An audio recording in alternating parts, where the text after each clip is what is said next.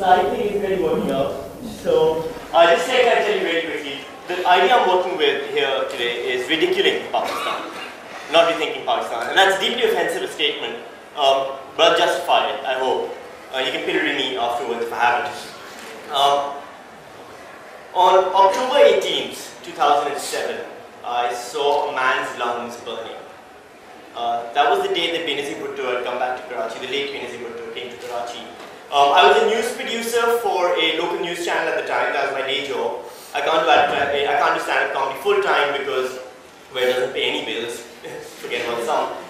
So I had a day job and I was a news producer at the time. They sent me to the blast site. I was lucky enough, I was fortunate enough to get there after the bomb blast happened. But I still saw enough then, there that day, that I'm still traumatized to this day. But something strange happened to me also that day. As I stood there, trying to unsee things as I was seeing them, I understood for the first time why I did comedy. What it is that makes me do comedy. Why I've dedicated so much of my time and energy to comedy.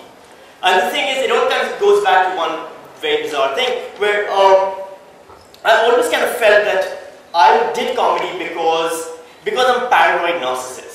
Alright, that's my personality type, basically. Alright, let me break it down. The paranoid person is someone who thinks everyone is out to get them, which is me.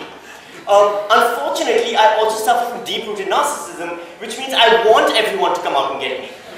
Right? So that creates like this interesting dichotomy where all of a sudden I think the whole world's talking about me, and I also think they're not saying anything nice at all, ever.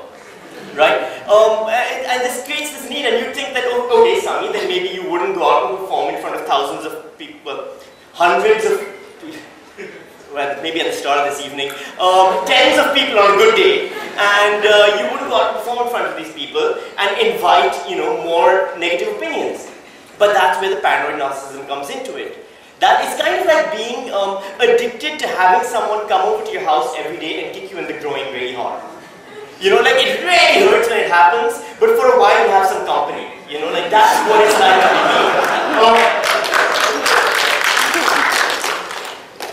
And the thing is, like, I just kind of take it back a bit, like that's why I thought I did comedy. And I've been doing comedy since 2004 up until then. But standing there, covered in blood, covered in enough blood in fact that day, that when I got home 4 hours later, my wife thought I had been injured and almost started screaming. I actually stood there and I thought, I need to do comedy.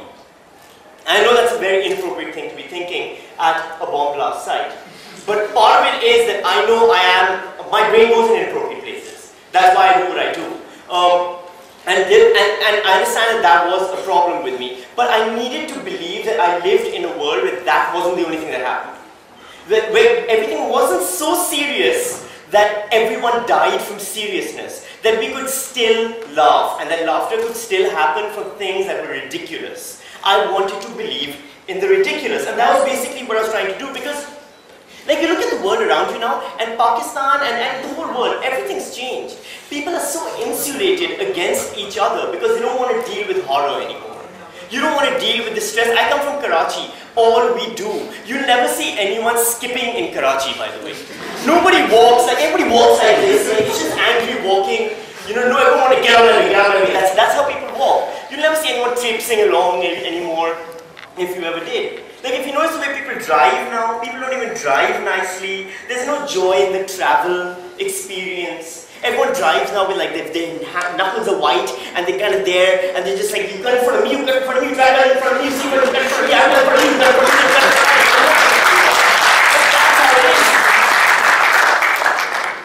No one hugs anymore. Nobody. On Eid, have you noticed how people hug now? It's like this defensive posture.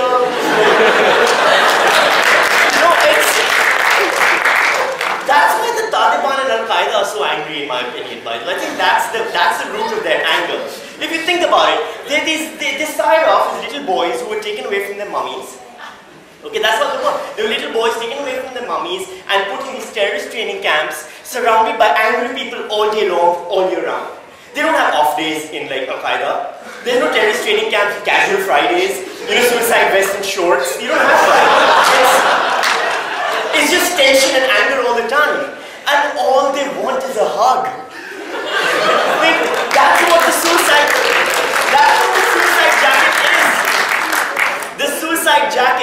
mummy's hands, hugging them so tight that they explode. Now, I'm not advocating that we go out and start hugging members of the Taliban, but you have to admit, it would make a very interesting charter for an NGO, you know, so if anyone wants to set that up, they can go ahead. There's no more physical contact anymore. People don't like touching, people don't like even seeing each other fully. You know how we interact with the world now? With our phones like this. You go to a concert now, and there's a massive, amazing thing happening there, and everyone's looking at it through a 4-inch screen. That's how it is. The whole world, we have become tourists of the now. We would rather experience the now later. That's such a bizarre behavior. It makes no sense.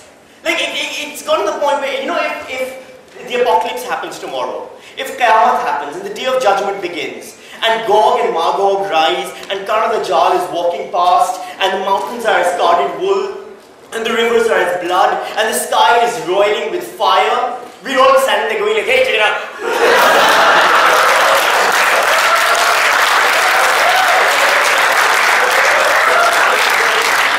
I posted it on YouTube, can you like it? It's just, even language is devolving, everything's just devolving at this point. Like, it's gone to the point where, I used to do a radio show, I was an RJ on a radio channel locally, and I used to know how old my listeners were by the kind of SMS I received. If it was someone in my age bracket, like the 30 and above, it would be a very punctuated SMS, proper punctuation, grammar would be taken care of, spellings would be attended to. If it was someone under the age of 20, it would sound like R2-D2 having a heart attack. How is that communication? How do you say I love you in that language? I, heart, you, colon, capital P, like what are you doing? We've got this thing now, people don't even say like, hey, have you heard GT? Who's heard the phrase GT? It's short for get together. We're so busy and we don't want to communicate with each other for too long, so we abbreviated get together. How lazy are we? It's gotten to the point now where it won't be, hey, how are you doing? Fine, thanks yourself. HHYD, hey, FTY. It just keeps, language will keep devolving until it just becomes a series of grunts and thuds. You walk up to a girl, she looks beautiful, you want to tell her she looks pretty, you go.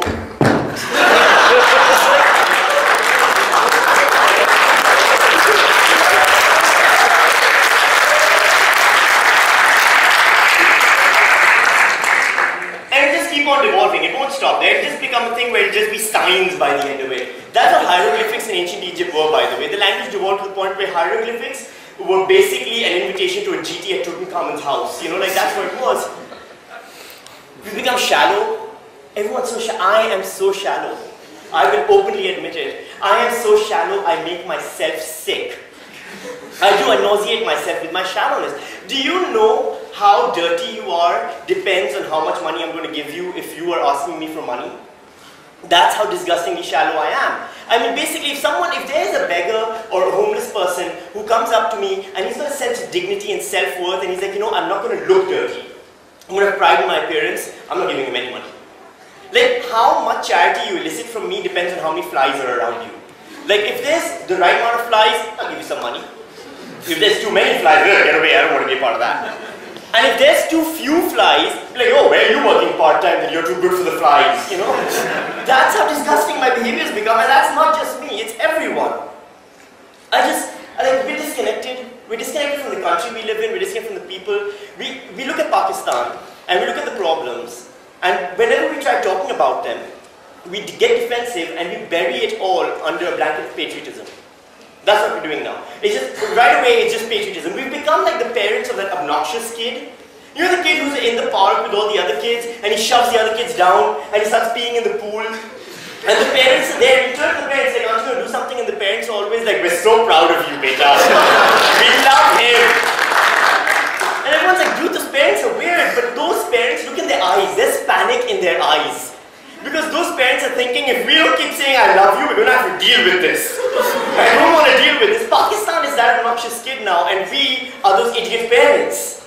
Like, we need to get past this. We need to deal with the reality of our country. We need to stop thinking about conspiracy theories all the time. We've all become Uncle Munawar. You know Uncle Munawar? Uncle Munawar is this uncle in my family. And I firmly firmly believe that Uncle Munawwar is an uncle in everyone's family. And the way you identify Uncle Munawwar is by the fact that he believes in conspiracy theories. Right? Every conspiracy theory ever, Uncle Munawwar believes in.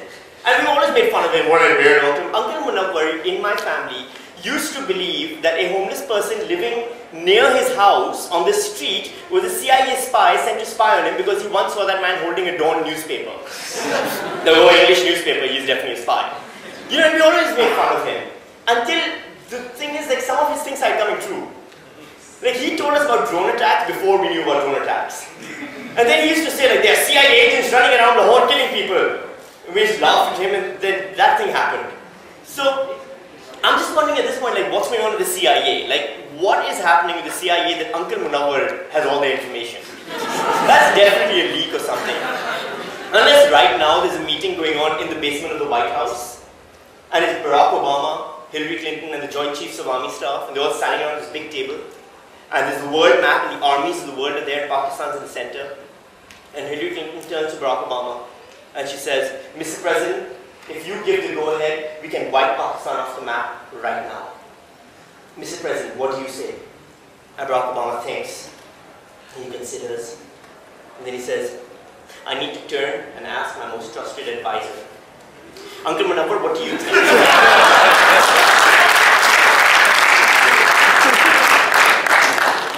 The world sees us as a scary, scary place. Now, the world is really frightened of us. Like, everyone with a Pakistani passport knows this. Our passport is basically turned into a voucher for free rectal exams redeemable at every airport in the world.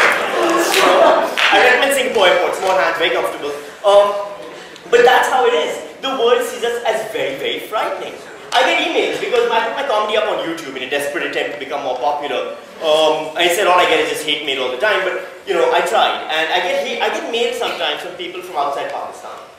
And they have the strangest questions about Pakistan. One guy emailed me. He actually emailed me this. He said, hey, do all Pakistanis live in caves?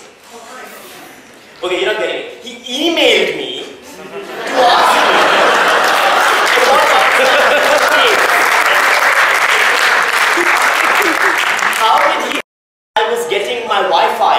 Was there like a router nailed to a stalactite or something?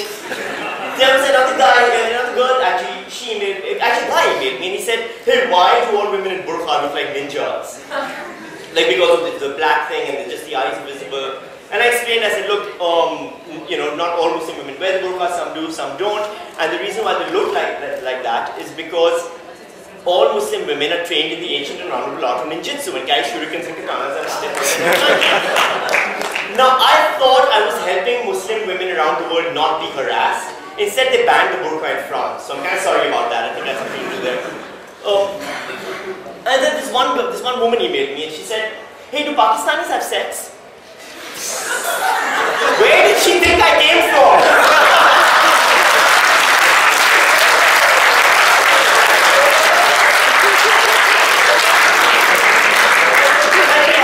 We have this black market like software of cloning. Or like maybe she thought like I grew from a magical pool of amniotic goo, like the orcs in Lord of the Rings, you know?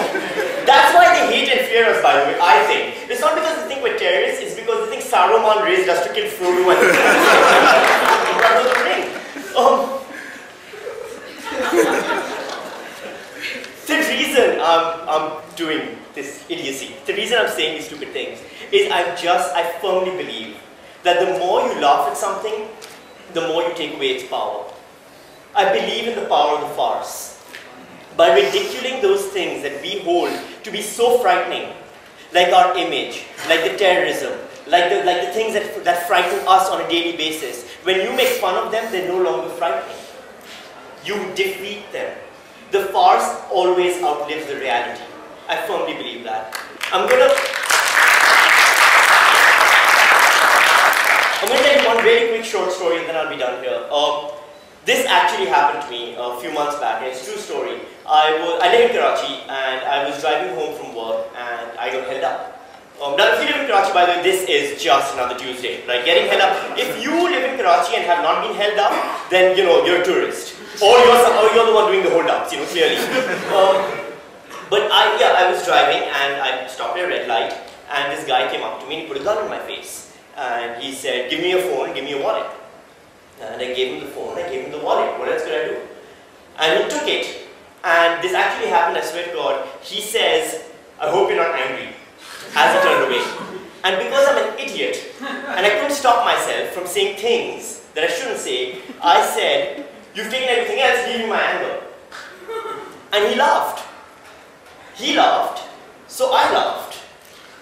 And there was a pause, and he gave me back the cell phone, and he gave me back the wallet. And I got really confused. I thought maybe this is a candid camera punch type situation happening. I was like, I don't understand, what are you doing? And he actually turned to me and he said, you look like a decent person. I'm not going to rob a decent person. And he walked away. This actually happened. And I think what took place there was that the power of comedy caught him by surprise more than the power of the gun had caught me by surprise, just for that one moment. And it created a human connection between us. And that human connection is something we all have to believe in. And that comes from comedy. Because the alternative is too depressing to believe. The alternative is that he's such a bad judge of character, he thought I had a decent personality.